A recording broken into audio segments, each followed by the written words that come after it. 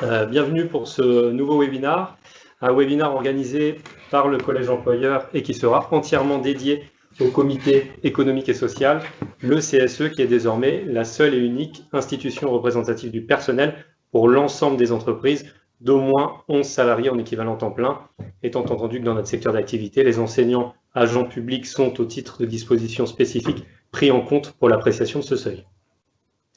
Pour l'animation de ce webinaire, Jérôme Bloquel. Bonjour Jérôme. Bonjour. Chef d'établissement du collège Saint-Robert à Merville dans le Nord, qui représente aujourd'hui le collège employeur au titre du SYNADIC. Jérôme qui nous éclairera sur la dimension stratégique et pratique du pilotage du CSE et qui présentera les applications digitales mises à disposition par le collège employeur sur la plateforme Isidore pour vous permettre de mettre en place et de gérer le CSE de manière sécurisée. Quant à moi, donc Alexandre Chrétien, juriste en droit social au sein du pôle social de la FNOGEC, j'apporterai un appui juridique car l'animation du CSE implique un cadre à respecter pour ensuite s'affranchir du droit et se concentrer sur l'essentiel, c'est-à-dire la concertation, le dialogue et la discussion avec les partenaires sociaux, membres du CSE. Alors l'ambition de ce webinaire est donc de combiner par nos deux voies un aspect pratique d'animation du CSE avec l'environnement juridique de cette nouvelle instance. Alors un programme assez dense, comme vous pouvez le voir sur le diaporama. Nous allons vous présenter en 30 minutes les fondamentaux afin que vous puissiez animer le CSE de manière sécurisée et qualitative. En préambule, nous verrons les origines et les objectifs poursuivis par le législateur au travers de la mise en place de cette instance unique de représentation du personnel. Il est toujours en effet important de connaître la philosophie d'un dispositif pour mieux ensuite l'appréhender en pratique. Nous verrons ensuite la mise en place du CSE, son fonctionnement, ses missions et les moyens mis à disposition des élus pour exercer utilement leur mandat. Donc au regard du temps qui nous est imparti, nous ne pourrons pas être totalement exhaustifs, mais sachez que nous aurons ensuite 15 minutes pour répondre à vos questions. Donc n'hésitez pas à nous poser vos questions durant cette première partie du webinaire.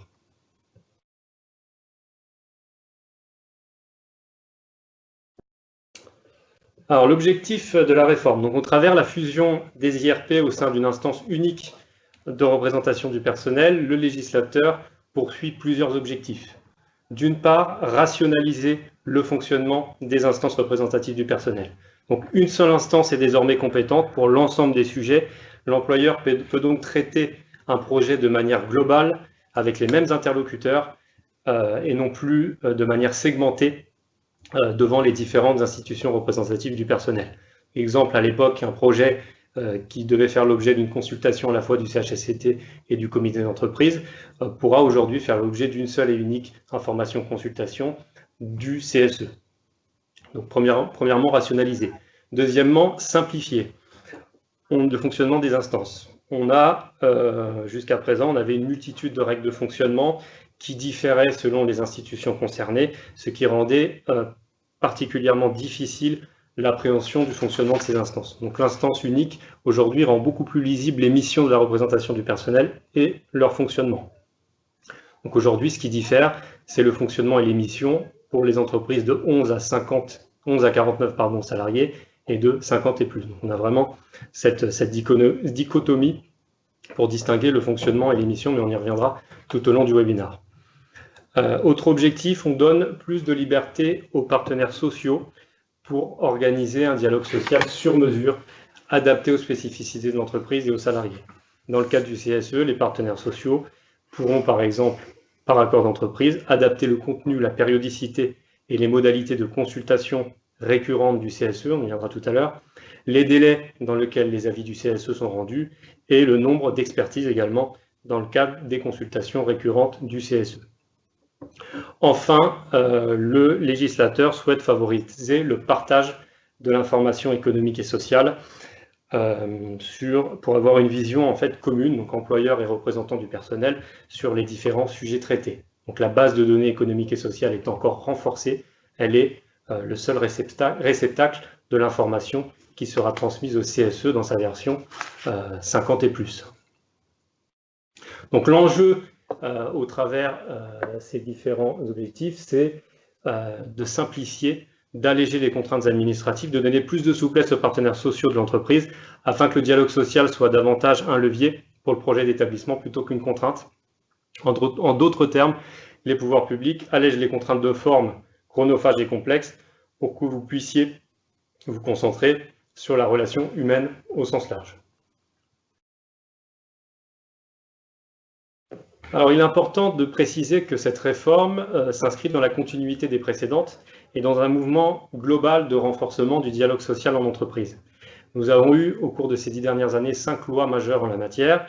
Concernant les institutions représentatives du personnel, la création du CSE, donc par les ordonnances Macron de septembre 2017, s'inscrit dans la continuité de la loi Rebsamen de 2015, qui avait institué la délégation unique du personnel élargi, où vous pouviez déjà regrouper les IRP, donc le CHSCT avec les délégués du personnel et le CSE pour les entreprises de 50 et plus, au sein d'une même instance. C'était facultatif. Aujourd'hui, avec les ordonnances et la mise en place du CSE, on le verra avec une mise en place progressive suivant la fin des mandats, on n'a plus le choix.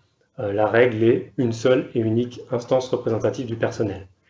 La loi Rebsamen avait regroupé en 3 grandes consultations les différentes consultations récurrentes du CSE. Donc, les ordonnances ne reviennent pas sur ce principe, au contraire, donnent, comme je l'ai dit en préambule, la possibilité d'adapter la périodicité des consultations du CSE par accord d'entreprise. Donc globalement, sur le fond, avant d'entrer dans le détail, nous avons une fusion des IRP, donc pour les entreprises de 11 à 49 ETP, donc enseignants compris, bien entendu. Le CSE exercera les missions peu ou prou des délégués du personnel, donc c'est un transfert de compétences. Et dans les entreprises d'au moins 50 équivalents temps plein, le CSE exercera les missions des délégués du personnel, du comité d'entreprise et du CHSCT. C'est un transfert, encore une fois, des missions. Je vais laisser la parole à Jérôme qui va nous présenter la mise en place du CSE.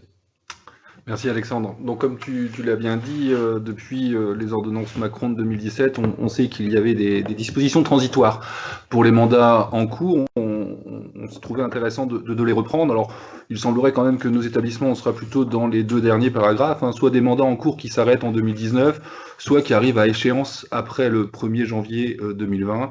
Nous avons donc l'obligation, comme tu le rappelais tout à l'heure, de passer au CSE par rapport à cette mise en place. Cette mise en place, bien entendu, s'accompagne d'une méthode et on peut s'appuyer sur les outils mis à disposition. Alors du portail Isidore, du module social qui tend à changer de nom, vous le savez, en septembre 2019, ce qu'on appellera l'application Easy RH. Cette application, on va la regarder, permet de faire différentes choses qui nous aident, nous, chefs d'établissement, pour la mise en place du processus électoral. Donc on va vous diffuser une petite vidéo. Donc dans le module social, on est dans Isidore, vous avez remarqué certainement qu'il y avait ce module social et l'organisation du CSE. On peut y calculer l'effectif, il y a aussi un import de Gabriel des enseignants pour le calcul. Il y a la prévision par rapport aux dates du premier tour, du second tour. Et le plus important de mon point de vue en tant que chef d'établissement, c'est voilà, le calcul de l'effectif. Une proposition de la répartition par collège, après ça se négocie au niveau du protocole d'accord préélectoral, et je disais, donc l'intérêt aussi d'Isidore et de l'application EasyRH à venir, c'est ce qu'on va voir tout de suite, c'est-à-dire la mise en place du calendrier. En effet, on doit respecter des règles qui ne sont pas simples, on ne le fait pas tous les ans non plus, ces élections, c'est tous les 4 ans, donc on a cette planification des élections professionnelles qui s'est voulue très détaillée. Donc avec des dates pré-remplies, des créneaux de respect, des contraintes de devoir entre telle date et telle date, il faut avoir fait telle partie, toujours un peu d'aide qui vous permet de rappeler aussi les textes, le code du travail. Et la dernière partie, c'est vraiment quand on est rentré dans ce processus, c'est ce qu'on a appelé procéder aux élections professionnelles. Donc là, vous allez le voir, ça va s'afficher. Donc là, on est vraiment dans le cadre. vous allez y retrouver tous les éléments à faire qu'on pourra valider pour avoir un suivi de ce processus et surtout des modèles. Modèles de protocole, modèles de bulletins, modèles d'invitation aux organisations syndicales que nous devons forcément inviter par courrier recommandé. Donc voilà, moi c'est vraiment un module qui est très intéressant, qui vous permet et qui nous accompagne, nous chefs d'établissement. Là, il y a le module qui va ouvrir le modèle d'invitation de mémoire. Voilà, ce sont des modèles proposés par l'application EasyRH. On aura l'occasion aussi d'y revenir juste après. Donc voilà un exemple de modèle, donc je vous encourage vraiment à l'utiliser, c'est vraiment une aide précieuse pour nous. On va passer Merci Jérôme, on va passer au fonctionnement du CSE, revenir un peu sur les règles de fonctionnement, la différence entre les entreprises de 11 à 49 ETP et 50 et plus, parce que c'est assez différent comme mode de fonctionnement. Oui, comme tu le dis, c'est vrai qu'on va le voir, que ce soit sur le fonctionnement, les missions, on va quand même souvent distinguer de 11 à 49 équivalents temps plein pour nos salariés, y compris les enseignants, on le rappelle et c'est toujours important de le rappeler, et les plus de 50 salariés. Donc on a le fonctionnement du CSE pour de 11 à 49. Finalement, dans cette organisation du fonctionnement, on a les réunions. Les réunions, elles ont une fréquence mensuelle, au moins une fois par mois. C'est bien entendu l'employeur qui convoque, on en parlera juste après, les membres titulaires et suppléants, mais avec cette petite particularité où uniquement les titulaires participent aux réunions. Alors, vous retrouvez dans le corps du texte, sur les délais, sur les conseils qu'on peut vous donner de faire un calendrier prévisionnel, de se dire, bah voilà, c'est toujours le premier lundi du mois, un peu quelque chose qui tombe comme un rythme dans nos établissements. On sait que nos établissements sont souvent gérés par ce timing. Les réunions, sous quelle forme convoquées? Là, il faut vraiment avoir en tête qu'il faut pouvoir prouver, si besoin, si on est attaqué par quelqu'un, un membre du CSE, qui nous dit oui, mais j'ai pas reçu. Donc, alors, on peut faire une convocation par courrier, remise en main propre, par courriel aussi, courrier électronique, mais toujours s'assurer de la bonne réception. Donc, on le redit, les participants, ce sont uniquement les membres titulaire, l'employeur a la possibilité d'être assisté par des collaborateurs. Alors là, vous voyez aussi le petit tableau en bas. C'est bien, Alexandre le redétaillera dans les missions, on est bien dans de la réclamation.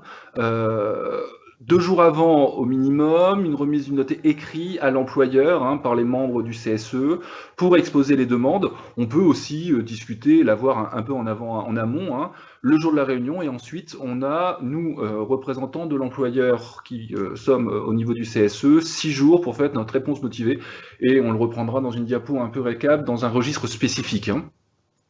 Donc voilà pour de 11 à 49, alors plus de 50, ça change beaucoup le fonctionnement du CSE, on n'est plus dans le même registre, dans les missions, dans le fonctionnement.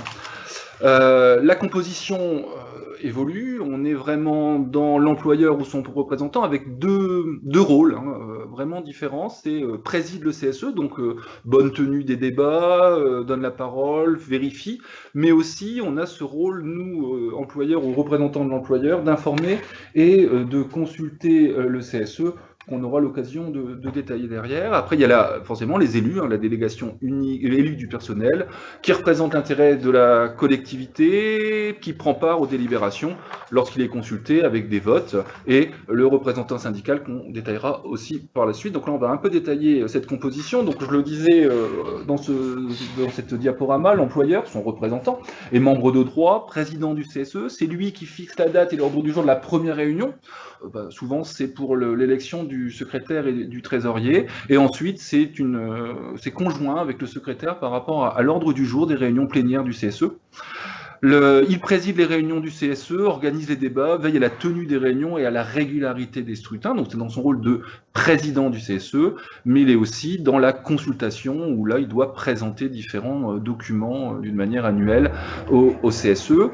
Les élus titulaires participent aux réunions, on voit délibérative, les suppléants ne participent pas aux réunions, sauf absence des titulaires. Ils sont convoqués afin d'avoir l'ordre du jour, l'ensemble des documents, la date, mais ils ne participent sur le principe pas aux réunions du CSE.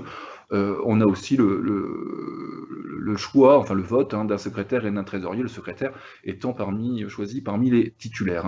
Un rôle important du secrétaire, puisque c'est lui qui détermine l'ordre du jour avec l'employeur, qui réalise le procès verbal. Donc il y a vraiment un lien, hein, Jérôme, ton expérience de chef d'établissement qui doit s'opérer tout de suite entre le. Oui, on peut pas faire ça. Secrétaire. Voilà, on peut pas faire ça séparément, chacun de son côté. Il y a forcément une rencontre. Hein. On parlera du règlement intérieur pour les plus de 50. Oui, on peut prévoir des réunions dans le règlement intérieur. Oui, c'est vraiment un rôle important. Le rôle du trésorier aussi, parce qu'on verra qu'il y aura des moyens alloués au CSE quand il y aura plus de 50 ETP. Et ça, c'est le grand changement. Je me permets d'insister d'un point de vue juridique. C'est un changement important apporté par les ordonnances Macron sur le fait que seuls les titulaires participent aux réunions. C'est qu'en l'absence des titulaires que le suppléant peut remplacer un titulaire. C'est prévu par la loi.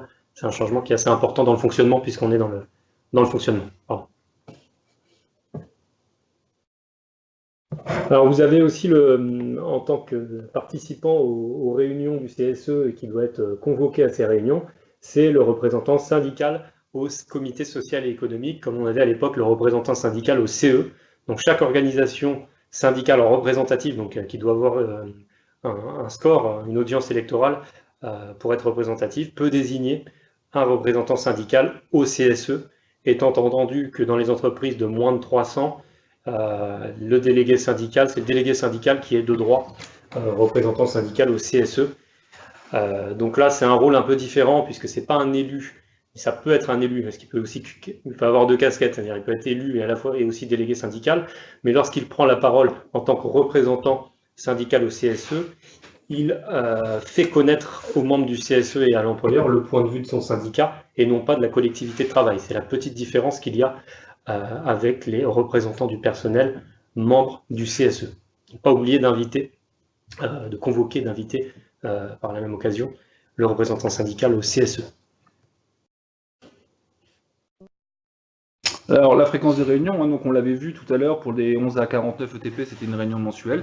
Là, les entreprises de moins de 300 salariés, hein, ce qui est quand même plus fréquent dans notre branche, c'est une fois au moins tous les 2 mois, donc apportant les attributions du comité en matière de santé.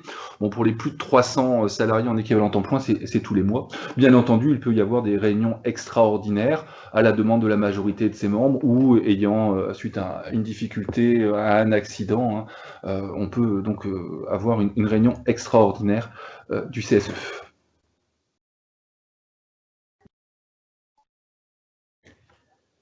Donc la commission santé, sécurité et conditions de travail doit être mise en place dans les entreprises de plus de 300 salariés. Hein.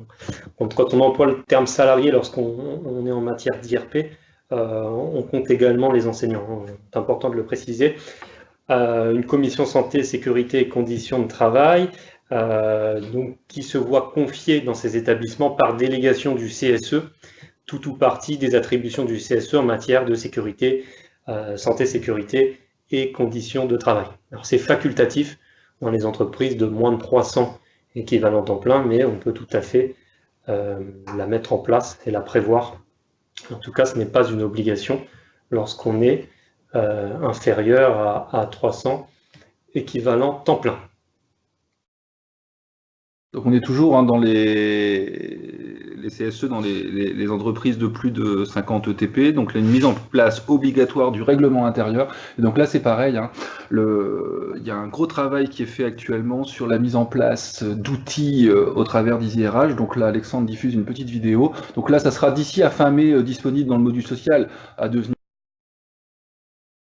comité social et économique, on le voit, donc on aura le module fonctionnement et on aura surtout rédigé le règlement intérieur. Alors il est fait par tiroir, vous allez le voir dans cette vidéo. Il y aura vraiment un choix à faire, alors des choix qui sont de fait obligatoires, mais aussi des options par rapport à ce modèle-là. Donc on peut le voir sur la diaporama, hein, c'est bien en structure par titre. On a des plages à remplir, on vous invite à le faire parce que à terme, cela pourra et servira dans d'autres modules et d'autres utilisations d'ISIRH qui nous aideront dans le fonctionnement du CSE. Donc on voit des options sur la réunion et à terme, ça va nous donner un document qui sera toujours en document Word, ce qui vous permettra, si nécessaire, de retravailler le règlement intérieur du CSE qui sera proposé au CSE par rapport à vos choix, par rapport à vos options. Hein, vous le voyez hein, à l'écran, on arrive à télécharger un document Word qui nous permet de le retravailler et de le présenter. Donc, on a le règlement intérieur du CSE, donc d'ici à fin mai, disponible dans l'appli sociale future Easy RH. Voilà pour le règlement intérieur. On vous a mis la diaporama suivante. Donc voilà, on récapitule, hein, vous allez avoir ce diaporama qui sera disponible, tout comme le replay sur la chaîne YouTube et sur le site. On reprend, alors voilà, on a vraiment ce CSE, 1149, 50 et plus. On a les plus de 300 qu'on n'a pas forcément mis. Et dans la dernière ligne, sur le budget, on aura l'occasion, j'espère, si le temps nous le permet, mais on retravaillera dessus en fin de webinaire sur le budget et les moyens. Merci Jérôme pour cette présentation du fonctionnement du CSE. On va passer maintenant aux missions, aux attributions qui diffèrent également selon l'effectif de l'entreprise. Donc lorsqu'on est en CSE configuration 11 à 49 ETP, le rôle du CSE, des membres de la délégation élue du personnel, c'est de présenter à l'employeur des réclamations qui portent sur l'existant, des réclamations qui peuvent être individuelles ou collectives. C'est réclamer quelque chose auquel on estime avoir droit. Donc on verra tout à l'heure ce que recouvre ce terme de réclamation. Donc ça, c'est le rôle essentiel, il y en a d'autres, mais du CSE de 11 à 49 ETP. Ensuite, vous avez le CSE dans sa configuration, donc 50 et plus, qui reprend ses prérogatives de réclamation et qui, en plus, va être compétent en matière d'information et de consultation. Donc le comité CSE, comme l'était le comité d'entreprise, sera informé et consulté par l'employeur. Donc au sens strict, on fournit une indication sur un point précis ou des renseignements dans un domaine donné et on recherche à prendre en compte l'intérêt des travailleurs dans la prise en compte de la décision. C'est l'intérêt de la communauté de travail et l'avis de la communauté de travail qui est recherché dans l'information et la consultation postérieure. Vous avez à côté, on l'a mis, ce n'est pas proprement une instance représentative du personnel, mais c'est pour bien la distinguer avec le CSE, vous avez les délégués syndicaux, qui eux ont le monopole de la négociation, c'est-à-dire que ces derniers vont revendiquer l'application de nouvelles règles, donc ça portera sur une réclamation de règles à construire et non pas sur l'existant. C'est comme ça qu'on différencie vraiment le CSE et les délégués syndicaux qui vont négocier. Donc le CSE, quand il y a des délégués syndicaux, n'a pas une mission de négociation. Très important. Oui, Jérôme. Oui, ça, je me permets, Alexandre, hein, par rapport à l'expérience qui est la mienne, ça pourrait être intéressant, je pense, hein, de prendre le temps, en début de mandat, une fois que vos élections sont faites, de prendre ce temps-là avec les élus pour remettre les choses bien au clair, sur clarifier le rôle de chacun par rapport au CSE entre 11 et 49 et les plus de 50. Mais je crois qu'on aura aussi cette occasion-là de se dire, parce que des fois, en tant que chef d'établissement, on est confronté, on ne sait pas trop le rôle de chacun et les élus, surtout quand ils sont nouvellement élus. Merci de cette précision, effectivement, de clarifier au début des mandats le rôle de chacun.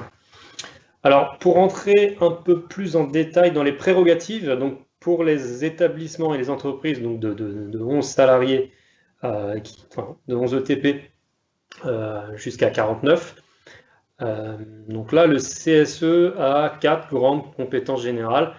La première, la plus importante, ce sont donc la présentation des réclamations. On va y venir juste après plus en détail.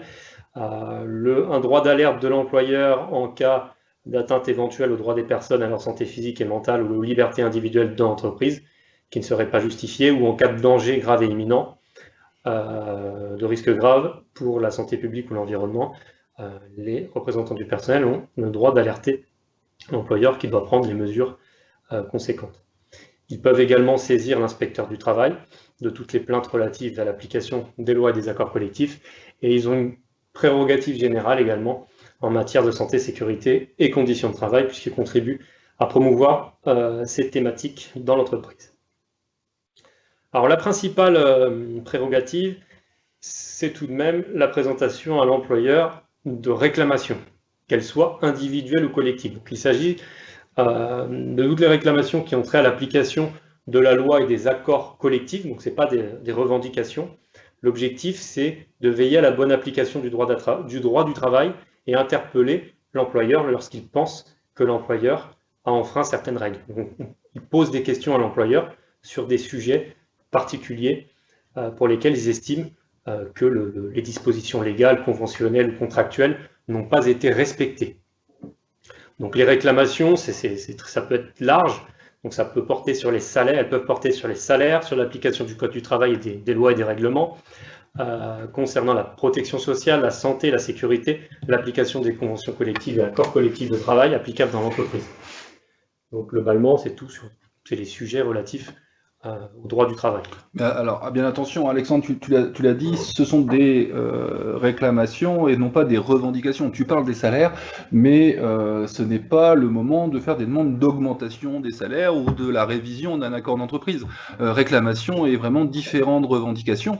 Et par exemple, on peut aussi avoir parfois, dans nos établissements, des questions qui sont plutôt du ressort du chef d'établissement. Or là, c'est pas toujours évident, mais nous sommes représentant l'employeur par rapport à nos salariés, y compris les enseignants, et non pas en tant que chef d'établissement sur de l'organisation de la vie scolaire, du temps, des emplois du temps, etc., etc. Donc, ça ne veut pas dire qu'il ne faut pas entendre ces questions-là, mais peut-être d'autres instances, comme le conseil d'établissement, le conseil pédagogique, où on est là en tant que chef d'établissement à présider, et pas en tant qu'employeur. Donc là, voilà, c'est vraiment un conseil que je peux vous donner de bien faire attention à ça, de pouvoir reclarifier les choses en disant oui, mais je suis employeur, je représente l'employeur, ce que vous me demandez, c'est le chef d'établissement, donc des fois on a cette double casquette, mais il faut le faire, je pense, parce que sinon on met un doigt dans un engrenage où on va un peu tout confondre, si je me permets de compléter ton propos, Alexandre. Merci pour cette précision. On va passer aux attributions du CSE dans sa version 50 et plus, donc très différent, tout comme le fonctionnement. Donc deux volets les plus importants dans les attributions de cette instance de 50 et plus. Donc le CSE conserve les attributions qu'on vient de voir, c'est-à-dire les réclamations relatives à l'application des règles existantes dans l'entreprise, mais en plus, son rôle, c'est de faire valoir les intérêts de la collectivité dans la prise de décision qui interviennent à tous les stades de la vie de l'entreprise. Donc là, c'est des attributions, je ne vais pas revenir sur les premières qu'on vient de voir, mais c'est des attributions qui sont d'ordre économique et professionnel. Donc, pour faire simple, en cas de projet important d'entreprise de l'employeur qui a une incidence sur la marge générale de l'entreprise, sur l'organisation, la gestion, l'employeur doit consulter le comité social et économique pour prendre en compte, enfin en tout cas pour entendre l'expression collective des salariés. Donc ces derniers, donc le CSE va émettre un avis qui est consultatif bien souvent, mais en tout cas on doit prendre en compte, on doit consulter sur les sujets qui impactent le fonctionnement de l'entreprise, on doit consulter le CSE. Donc attribution d'ordre économique et professionnel, compétences générales. Le CSE, donc il y a 3 grandes consultations. Donc en plus de ces attributions un peu générales, on a 3 temps forts dans l'année, 3 grandes consultations annuelles du CSE, avec un support unique d'information qui est la base de données économiques et sociales. Donc vous pouvez retrouver également, on parlait d'outils tout à l'heure, vous pouvez retrouver la base de données économiques et sociales dans le portail Isidore, la B2S qui s'appellera bientôt EasyRP, mais on aura l'occasion de vous en reparler. Donc 3 grandes consultations annuelles sur les orientations stratégiques, sur la situation économique et financière de l'entreprise, sur la politique sociale de l'entreprise, les conditions de travail et l'emploi. Je ne rentre pas dans le détail, vous aurez le diaporama. Important, Jérôme. Oui, tout à fait. C'est ce que j'allais prendre rapidement parce qu'on voit que le temps défile et qu'on veut quand même vous laisser le temps des questions et des réponses. C'est vraiment cette diaporama-là où moi je peux insister en tant que chef d'établissement. On va anticiper, faire ce calendrier, l'avoir en tête pour pas se retrouver confronté à des personnes ou des délégués syndicaux qui nous disent oui mais vous nous avez pas consulté sur ci, sur ça. Donc vraiment avoir ce calendrier-là. On passe un peu vite là-dessus, mais c'est important pour nous chefs d'établissement ce pilotage, Alexandre. Oui, d'anticiper l'agenda social et l'articuler avec pour ceux qui doivent faire des négociations obligatoires, essayer de rationaliser, d'articuler les consultations et les négociations pour éviter de perdre du temps également. Donc, donc ça, c'est la délivrance de données objectives qui a pris une importance particulière dans le cadre du CSE, diagnostic partagé pour un dialogue social plus apaisé, pour pouvoir ensuite se concentrer sur les sujets de fond, plutôt que de perdre du temps à évoquer les chiffres ou les données présentées par l'employeur. Donc la BDES prend une importance, devient assez centrale en la matière. Je vais passer rapidement sur ce. Vous aurez le diaporama, le temps presse. Donc je l'ai dit en introduction, on peut adapter le contenu et la périodicité des consultations par accord d'entreprise. Les délais de consultation sont fixés par la loi, donc c'est le délai qu'a le CSE pour rendre un avis sur une consultation effectuée par l'employeur. Donc les délais sont fixés par décret à défaut d'accord d'entreprise. Il y a un certain nombre de dispositions dans le Code du travail sur le recours à l'expertise et sur la prise en charge par le CSE sur le budget de fonctionnement des frais d'expertise pour certaines consultations. Donc il y a une distinction entre les différentes consultations. Je ne vais pas entrer dans le détail, vous aurez le support. Important, donc le CSE, outre ses attributions économiques et professionnelles, a bien entendu une compétence générale en matière de santé, sécurité et conditions de travail. On reprend les prérogatives du CHSCT. Donc là, les 4 réunions doivent porter dans l'année sur cette thématique-là, Jérôme l'a dit au préalable. Le CSE a également des attributions en matière d'activité sociale et culturelle, dès lors que l'employeur a mis en place ces activités sociales et culturelles dans l'établissement. Je précise, ce n'est pas une obligation, c'est l'employeur qui décide ou non de mettre en place ces activités sociales et culturelles. Une fois qu'elles sont mises en place, c'est le CSE qui a le monopole de gestion, et on verra tout à l'heure avec Jérôme dans les moyens, on va le voir tout de suite. On va le voir même tout de suite, sur le budget consacré aux activités sociales et culturelles. Ça, c'est une autre compétence du CSE dès lors qu'elles sont mises en place, j'insiste bien. Donc justement, les moyens, alors c'est bien parce qu'on va pouvoir passer sur les moyens et répondre aussi aux questions. Donc les moyens, bien entendu, elles sont communes pour la première diaporama, un crédit d'heure mensuel de délégation, je pense qu'il y aura des questions là-dessus, une liberté de circulation, un local et un panneau d'affichage. Bon là c'est assez rapide, Alexandre va passer la diaporama sur les dispositions aux communes qui reprennent, mais assez vite on va aller sur les moyens du CSE de 50 ETP et plus, non pas 50 ans. Donc, question que nous avions par rapport à quelqu'un chez l'établissement qui suit, le webinar, le budget de fonctionnement. Donc c'est calculé sur la masse salariale brute, y compris les enseignants. C'est pour les plus de 50 ETP, 0,2% de la masse salariale brute. Vous verrez aussi, si vous utilisez, quand vous pourrez utiliser le règlement intérieur, qu'on peut la verser en plusieurs fois, en une fois. Les subventions de fonctionnement, c'est pour vraiment le fonctionnement du CSE, à distinguer avec le diapo suivante, qui est le budget activité sociale et culturelle. Là aussi, nous avions une question sur ce sujet-là. Quelles sont les modalités de calcul du budget social? Donc, Alexandre l'a bien dit, c'est un choix de l'employeur de mettre en place ce qu'on appelle les ASC. Ce qui est important par contre, ça serait la deuxième ligne. À défaut d'accord, le rapport de cette contribution à la masse salariale brute ne peut être inférieur. Donc toujours bien entendre la masse salariale brute comme étant y compris les enseignants. Je vais prendre un exemple. L'employeur, vous décidez avec le conseil d'administration de l'organisme de gestion de verser 1000 €, ça sera plus facile pour mes calculs. Vous calculez le pourcentage que cela représente par rapport à votre masse salariale, et tous les ans, vous suivez ce qu'on pourrait appeler l'inflation, l'augmentation de la masse salariale. Donc là, j'espère que j'ai répondu à la question sur le budget de l'ASC. Et la nouveauté, c'est la dernière diaporama de notre webinar, et on va pouvoir vraiment passer uniquement aux questions-réponses. On est à peu près dans les timings. C'est cette possibilité de transfert. Donc on rappelle bien qu'il n'y a pas de fongibilité des fonds, il n'y en a jamais eu, il n'y en aura pas, mais il y a une possibilité de transfert dans la limite de 10% dans un sens ou dans l'autre, entre le budget de fonctionnement et le budget à l'ASC. Bien entendu, cela doit être acté dans le PV, dans les comptes annuels, suivi par le trésorier, et qu'on puisse quand même être vigilant. Certains collègues chez l'établissement, à un moment donné, quand il n'y avait pas cette fongibilité, pouvaient se faire un peu taper sur les doigts, pour être gentil, par l'inspection du travail. Donc c'est vraiment la nouveauté sur les budgets, le transfert des reliquats. Je redonne la parole à Alexandre pour les questions-réponses. Oui, alors vous êtes nombreux à nous poser des questions sur le CSE, des questions très diverses. Jérôme, une question: quels conseils pouvons-nous donner pour le traitement des anciennes questions d'épée dès lors qu'on est dans un CSE de 50 et plus. On l'a vu, s'il y a les deux attributions, réclamation et ordre économique et professionnel. Comment on gère ça en pratique? Alors, on est passé rapidement, hein, donc entre 11 et 49 ETP, il n'y a pas d'ordre du jour, donc c'est une simple convocation. Par contre, dès qu'il y a plus de 50 salariés en ETP, il y a un ordre du jour, et donc bien hiérarchisé.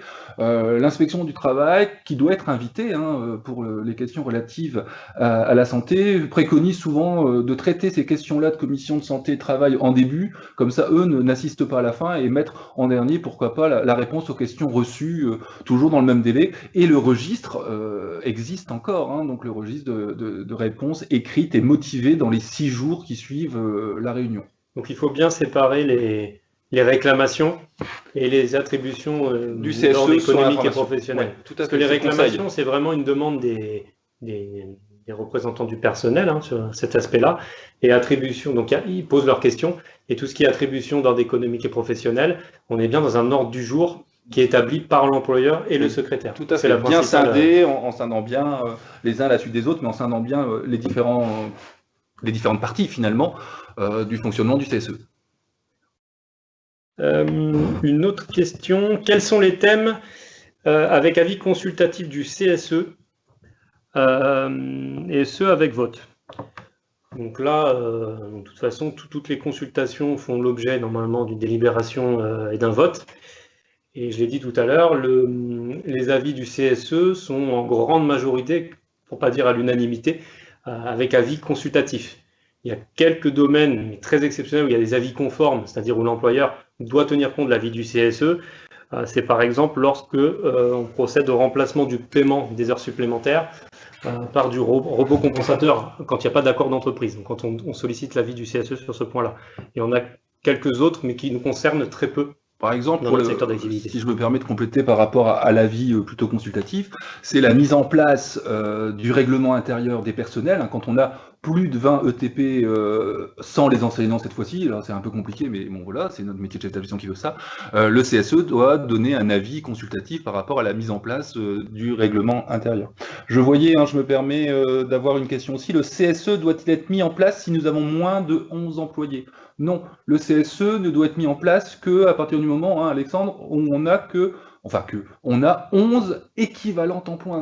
On ne compte pas en nombre de salariés, mais en équivalent temps plein. On le voit, moi qui viens du diocèse de Lille, où nous avons des écoles isolées, où il y a peut-être 10 ou 11 salariés, mais à temps partiel, voire à très petit temps partiel, ça n'arrivera pas aux 11. Donc il n'y a pas de mise en place du CSE à partir du moment où on ne dépasse pas le seuil de 11 équivalents temps plein.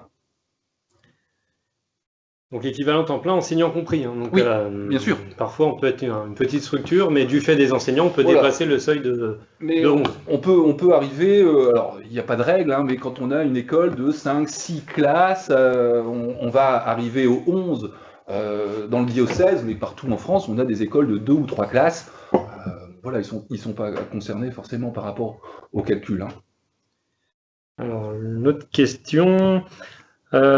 Si nous décidons de mettre en place une commission santé, sécurité et conditions de travail, qui peut en faire partie? Donc là, ce serait à titre facultatif pour les de 50 jusqu'à 300. Donc, ce qu'il faut savoir, c'est que la commission comprend au minimum 3 représentants du personnel, dont au moins un représentant du second collège ou du troisième collège cadre, s'il a été mis en place. Et les membres peuvent être désignés parmi les titulaires ou les suppléants uniquement. Donc c'est bien des élus qui composent cette commission. Alors, est-ce qu'on a... il y a beaucoup de questions. Je suis directrice d'une école de 8 classes, donc une petite école. Les réunions avec mon CSE vont donc être en tête-à-tête avec le titulaire, plus éventuellement le représentant syndical. Oui, alors ça peut arriver. En effet, il y a des seuils, alors je ne les connais pas par cœur, mais il se peut qu'il y ait un titulaire et un suppléant. Donc oui, ça sera une réunion en tête-à-tête, ce qui pouvait déjà être le cas avec les délégués du personnel dans les petits établissements où il y avait peu de TP. Donc il y avait déjà cette réunion en tête-à-tête. Et je précise que si on est en dessous de 50, il n'y a pas de représentant syndical au CSE. Donc ce sera avec l'élu, le seul délégué qui sera élu. Qu'est-ce qu'on a comme question? Il y a des questions sur la formation, la prise en charge. On est passé rapidement. Tout à l'heure, c'était dans une slide. La formation économique des membres du CSE. Quelles sont les règles de prise en charge? Donc, elle peut être prise en charge sur le budget de fonctionnement du CSE et elle est obligatoirement prise en charge sur ce budget lorsque il s'agit de personnes qui sont élues pour la première fois. Donc, c'est imputé sur le budget de fonctionnement du CSE. Ouais, moi, je peux qu'encourager en tant que chef d'établissement d'avoir cette discussion-là par rapport à la prise en charge. C'est intéressant de former les élus sur le budget de fonctionnement. Très souvent, on ne sait pas trop quoi en faire. Il y a toujours cette difficulté d'utilisation du budget de fonctionnement. Alors, par contre, le budget de l'ASC, on aurait beaucoup de choses à faire pour aider nos salariés et nos membres de nos établissements. Donc, je pense que c'est important de l'avoir en tête, ça, par rapport à ça. Il y avait des questions sur les moyens, sur les heures de délégation. C'est une question qui est récurrente un peu dans notre secteur d'activité. Alors, les heures de délégation, c'est en fonction du nombre de personnes. Ils ont un crédit d'heure. Peut-être qu'on viendra vous voir en vous disant qu'on peut négocier ce crédit d'heure. Moi, je peux vous encourager qu'à donner ce qui est mis en place. Donc là, pareil, dans le règlement intérieur, il peut être intéressant de parler de bons de délégation pour éviter qu'un salarié vous prévienne, enseignant ou salarié d'ailleurs, une heure avant de vous dire je m'en vais parce que c'est toujours un peu compliqué. Pour les salariés, pas trop de soucis, c'est rémunéré comme du temps de travail et c'est sur du temps de travail. Pour les enseignants, nous restons à la disposition pour vous accompagner dans la mise en place du paiement de ces heures de délégation qui a fait couler beaucoup d'encre à un moment donné. Bon, là, c'est clarifié de toute façon maintenant, je pense, Alexandre. Mais là, on est en capacité de vous accompagner dans ce paiement.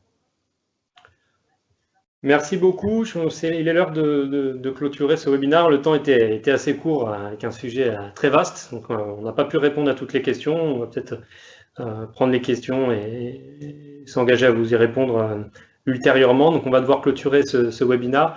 Merci beaucoup, Jérôme, pour cette participation. Merci pour l'invitation. C'est vrai que c'est important qu'en tant que chef d'établissement, on soit présent, parce qu'on est sur le terrain. Alors, vous aussi, bien entendu, mais voilà, nous vivons alors au quotidien, ou au moins mensuellement, ou tous les 2 mois, ces réunions-là. Donc, c'était un plaisir de participer en tant que chef d'établissement et représentant le collège employeur pour le CSE qui nous occupe quand même beaucoup de temps. Voilà, et on aura l'occasion de revenir vers vous. Suivez bien l'actualité d'Isidore, puisque les développements vont être en grande partie dédiés aux relations sociales et au fonctionnement du comité social et économique. Là, on est sur la mise en place du CSE avec les élections, le règlement intérieur. Les prochaines étapes, ce sera l'organisation, le pilotage, l'animation du CSE avec les convocations, le suivi des réunions, l'agenda social, etc., etc. Donc, suivez bien l'actualité d'Isidore qui va vous accompagner pour animer vos CSE de manière sécurisée et pour que vous puissiez vous concentrer sur un volet plus stratégique. Merci à vous, merci d'avoir suivi ce webinaire. À très bientôt. Au revoir. Au revoir.